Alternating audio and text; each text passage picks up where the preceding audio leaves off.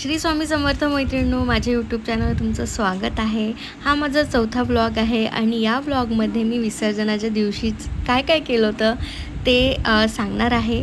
So आम्ही त्या दिवशी बनवले 3 पदार्थ, एक मोके डाळ, गोपाळकाळा आणि उकडीचे मोदक। सो चला आपण तयारी सुरू करूया। आपण एक छान असं नारळ घेतलेला आहे अशा प्रकारे आणि याला छान आपण सोलून घेतलेला आहे। सोलल्यानंतर अर्ध नारळ आपण सोललं नव्हतं, बाकीचं सोललेलं त्याचे आपण छान फोडी करून घेतलेले आहे। सेबचे पण आपण फोडी करून घेतलेले आहे आणि आपण काकडी पण छान चिरून घेतलेली आहे। त्यानंतर आपण भिजवलेली डाळ, शेंगदाणे, मिरची, कोथिंबीर, दही, जुनं लिंबाचं लोणचं, डाळिंबाचे दाणे, लाह्या, भिजवलेले पोहे आणि ते जे कापलेलं होतं ते सर्व घेतलेलं आहे आणि आपण याचा बनवणार आहोत काला। गणपती बाप्पांना जाता जाता शिदोरी द्यावी लागते। सो शिदोरीमध्ये आपण त्यांना काला दिलेला होता, मोकळी डाळ आणि एक मोदक देखील दिला होता की जातपर्यंत त्यांना भूक लागली तर ते हे खाऊ शकतात, अशी आपल्याकडे पद्धत आहे। चला आपण आता सर्व साहित्य केलेलं आहे। आता आपण काला तयार करूया। काला काही नाही, बस आपल्याला सर्व हे जेवढी पण आहे सर्व आपल्याला मिक्स करायचं आहे।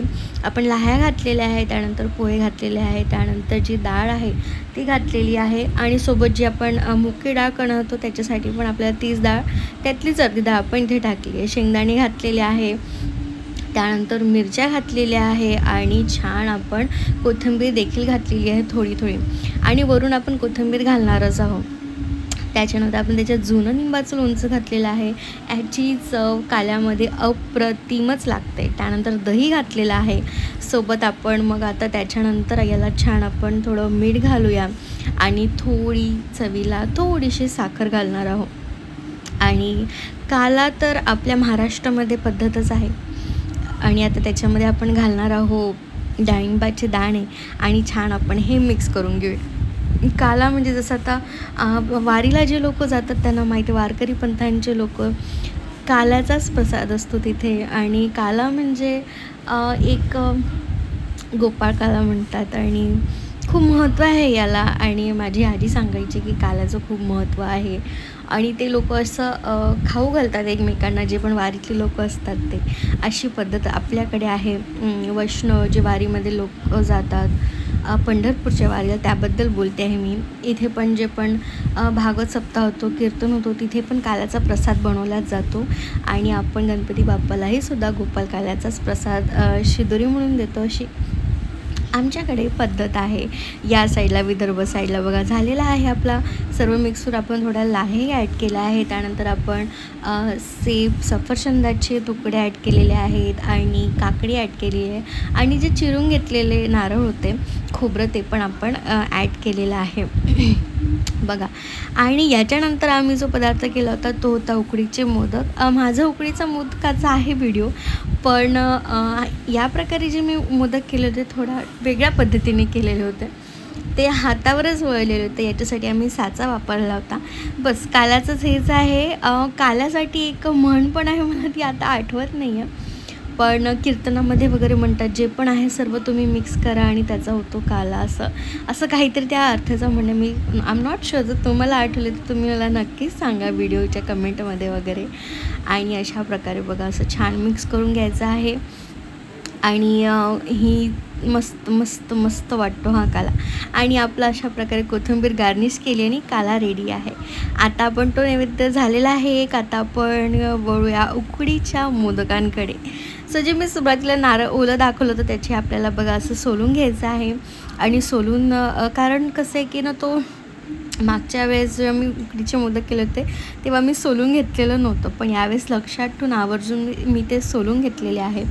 प्रयत्न करत आहोत आणखी छान डिशेस बनवायचे, काही ना काही कमी जास्त होतं, पण ठीक आहे, आपण बाप्पाला नैवेद्य दाखवत होतं ते गोड मानून घेतात। असो बघा अशा प्रकारे सोलून घेतल्यानंतर छान मी याला किसून घेतलेलं होतं आणि किसून झालं आहे आणि आपण आता डायरेक्ट बघा अशा प्रकारे मी याला छान किसून घेतलेलं आहे। तीच रेसिपी आहे उकडीच्या मोदकांची। आपल्याला लागणार आहे एक नारळ छान सोलून किसलेलं, बघा ओलं नारळ आहे आणि मस्त छान बघा किती छान पांढरं शुभ्र झालेलं आहे किसल्यानंतर। आणि त्याच्यानंतर आपण काय घेतलेलं आहे, आपण त्याच्यासाठी गूळ घेतलेला आहे, सोबतच वेलची आणि थोडंसं जायफळ देखील घेतलेलं आहे। बघा अशा प्रकारे मी पूर्ण नारळ किसून घेतलेलं होतं। आणि अशा प्रकारे आपल्याला एवढं जेवढं सामान म्हणजे तेवढं लागतं, पण थोडा गूळ आम्ही कमी घातलेला होता. आणि आपण वेलची आणि जायफळ पण छान किसून आणि वाटून घेतलेलं होतं. आणि चला आता आपण मोदकाच्या सारणाची तयारी करूया.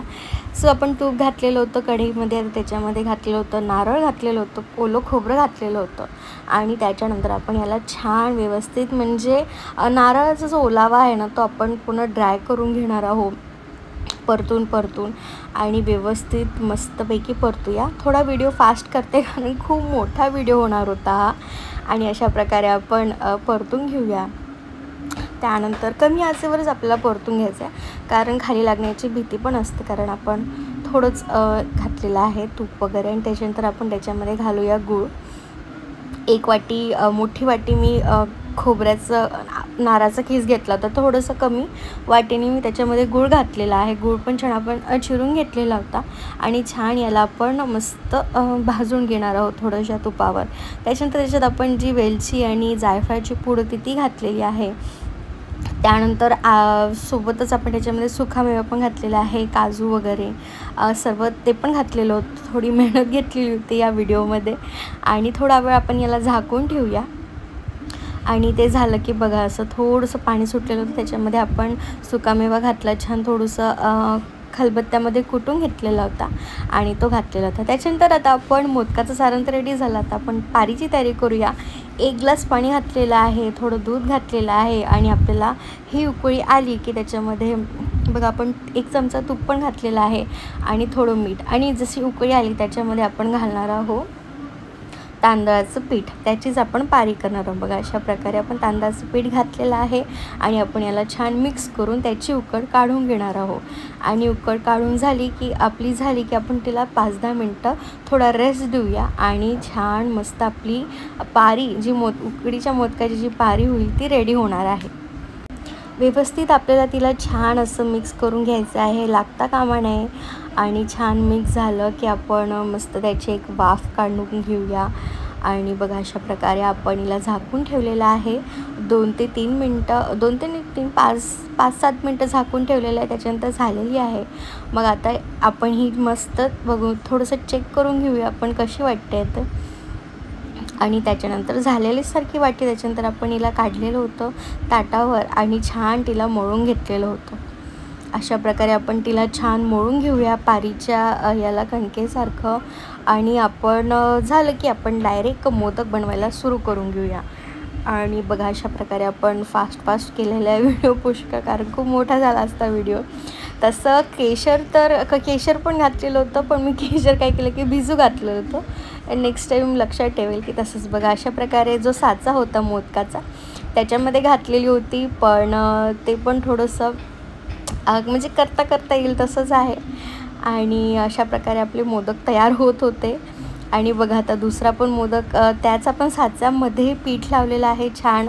आणि मग त्याच्यानंतर बघा अशा प्रकारे असा आपण छान पोकळ केलेला आहे त्याला, त्याच्यामध्ये आपण सारण भरलेलं आहे. आणि मग सारणाच्या वर आपण ते एक थोडंसं हे लावणार आहोत. थोडा मला वाटतं की साचा जो आहे ना थोडा मोठा व्हायला हवा होता, म्हणजे छान मोदक झाला असता. बघा छान झाला आहे की नाही कळ्या लावलेला मोदक अशा प्रकारे. सो माझ्या मते जी साच्याच्या आतमध्ये पारी भरणं ना मला तेच बेस्ट वाटलं. बघा अशा प्रकारे आणि मस्त झाले होते हे मोदक. सुरुवातीला केले होते आम्ही नॉर्मल पद्धतीने. बघा मी केळीचं पान रेडी ठेवलं होतं आणि पाणी पण गरम करायला ठेवलं होतं. आणि आपण असे मोदक ठेवलेले आहेत. आणि त्याच्यानंतर बघा एक आता एकदम स्लोमोमध्ये आलेला आहे. आणि हा बघा मी पण करून बघितलेला मोदक आहे, पण बघा झालं याचा शेंडा तुटला होता, पण मी तो बरोबर केला. आणि त्याच्यानंतर बघा अशा प्रकारे कळ्या पण किती छान दिसत आहे की नाही. थोडा एक जर मोठा साचा असता तर आणखी छान मोदक सुबक झालेला असता. सोबतच आम्ही एक करंजी पण केली होती आणि मग ती पण ठेवली. आणि त्यानंतर मोदक आपले रेडी होते. मी त्यावर केशर लावण्याचा प्रयत्न केला, जे दुधामध्ये भिजवले होते. असे जर कोरडे देखील लावले असते तरी झालं असतं. Next time I will try. बघा अशा प्रकारे. आणि झाले आपले मोदक. आणि त्याच्यानंतर आपण हे वाफवायला ठेवलेले होते. मी पाणी गरम आधीच करून ठेवलेलं होतं. बाप्पांच्या विसर्जनाची वेळ होती, त्यांना पण घरी जायला जास्त वेळ व्हायला नको.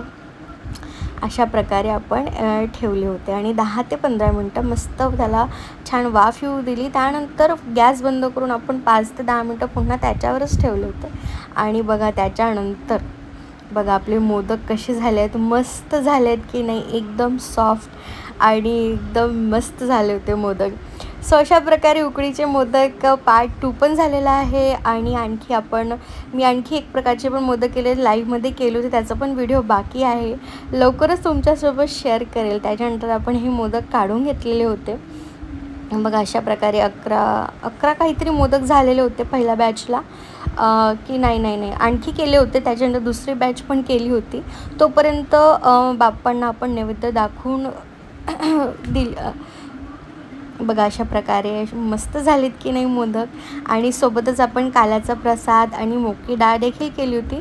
मोकळी डाळीचा व्हिडिओ मी आधीच टाकलेला आहे चॅनलवर, म्हणून मी या व्हिडिओमध्ये सांगितलं नाही. आणि बघा अशा प्रकारे मस्त दिसते की काला, मोकळी डाळ आणि उकडीचे मोदक. अशा प्रकारे आपल्या बाप्पांच्या विसर्जनाच्या शिदोरीची तयारी केलेली होती. बघा त्यानंतरची आणखी एक दुसरी बॅच होती, ही होती. आणि आपले मोदक मस्त झालेले होते. बघा ह्यावर मी कोरडंच केशर लावते आहे.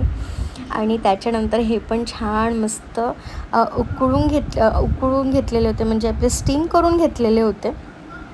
आणि बघा बापरे, हा तर खूपच स्लो व्हिडिओ आला नाही, शेवटीच एडिटिंग करताना थोडं लक्षात ठेवावं लागेल. सो असं होते. आम्ही अशा प्रकारे बाप्पांना शिदोरी देऊन त्यांना म्हणजे विसर्जन केलं आणि त्यांना म्हटलं की तुम्ही पुढच्या वर्षी लवकर या, गणपती बाप्पा मोरया, आणि पुढल्या वर्षी लवकर या. अशा प्रकारे आम्ही बाप्पांना हा नैवेद्य दाखवलेला होता. आणि बघा तुम्हाला कसा वाटला व्हिडिओ आणि आमचे बाप्पा हे नक्की सांगा. आवडलं तर लाईक करा, कमेंट करा आणि सबस्क्राईब देखील करा. नक्कीच बाप्पा पुढच्या वर्षी लवकरच येणार आहेत. बघा श्री स्वामी समर्थ.